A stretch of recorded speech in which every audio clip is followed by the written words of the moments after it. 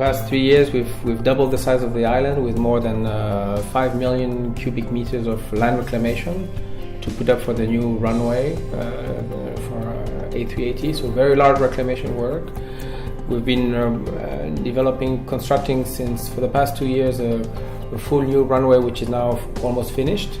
Between runway and aircraft parking, we have roughly 1 million square meters of new areas or refurbished areas. We also did a major resurfacing of the existing runway. So every single square meter for aircraft has been renovated or refurbished. Today we have 3 million international passengers, but the new terminal will double the size of the capacity for the Maldives to have new passengers. So we'll be building the largest seaplane terminal in the world. Maldives has the largest seaplane airbase in the world, so this is very unique and very challenging and very interesting. This is by far we have 30,000 square meters of new facilities for seaplane passengers, which is by a long shot the largest seaplane airbase in the world. So that's quite interesting and challenging. And of course, that's all what the passengers see. But in addition to that, you need all the back of house things. You need to have the garage for the aircraft engineering, facilities, hangars and stores and things to cater for the aircraft, and also some logistics and fuel facilities and cargo facilities. So that's, I would say, runway, parking, international terminal, seaplane terminal are really the major facilities we've been building this far.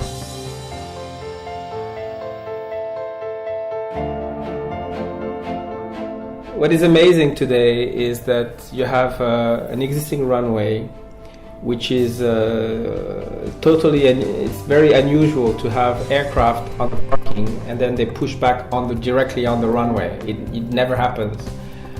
You can do that on a very small airport, but in this airport we have 4 times a day. We have Emirates, we have 3 times a day, Singapore Airlines. So we have all the major airlines coming, and we still have aircraft pushing back on the runway, which creates a lot of bottleneck into the operation, because we want to keep it safe, so we have major constraints on these operations. So by having a new runway, we'll have a completely smooth operation, no bottleneck, no safety concern. And the new runway will become what we call a taxiway, which is just allow the aircraft to land, and then they will go. It will be used for taxiing. It's like to go in and out of the airport, and so all the aircraft that are parked will not push back on the runway. They will push back on the aircraft. So it will become a taxiway. The new runway is very long, 3.4 kilometers. It's very wide, 60 meters, which is more than the 45 meters we have today. The new runway will have all-weather capabilities. You can land on both directions of the runway when when there's bad weather. There'll be automatic landing system and things like this. So it has all the bells and whistles to allow for international flight to come. So we will welcome all aircraft to come here and enjoy the new facilities that we have.